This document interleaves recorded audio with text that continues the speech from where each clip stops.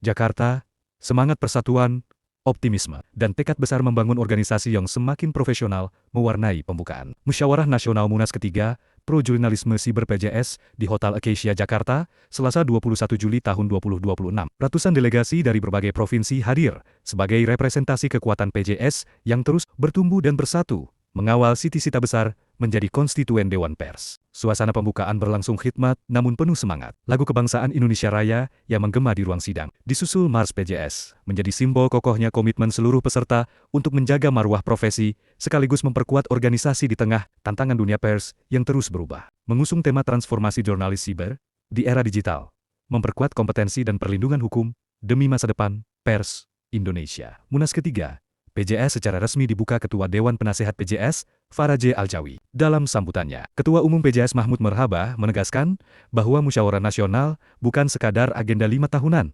untuk memilih kepemimpinan baru. Lebih dari itu, Munas merupakan momentum menentukan arah perjuangan organisasi dalam menghadapi dinamika industri media yang semakin kompleks. Menurut Mahmud, perjuangan terbesar PJS saat ini adalah menuntaskan seluruh persyaratan agar organisasi memperoleh pengakuan sebagai konstituen Dewan Pers.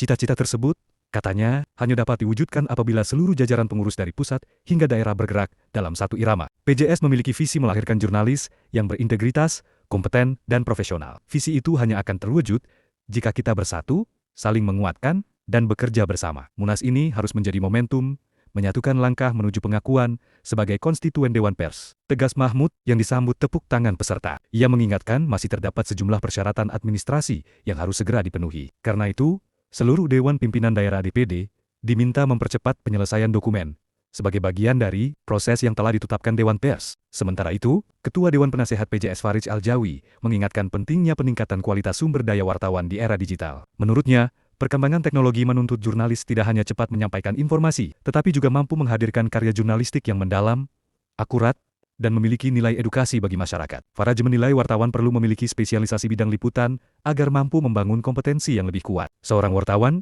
harus memiliki identitas profesi yang jelas. Apakah fokus di bidang hukum, politik, ekonomi, olahraga, budaya, atau bidang lainnya. Dengan spesialisasi, kualitas pemberitaan akan jauh lebih baik karena lahir dari penguasaan materi yang mendalam, ujarnya.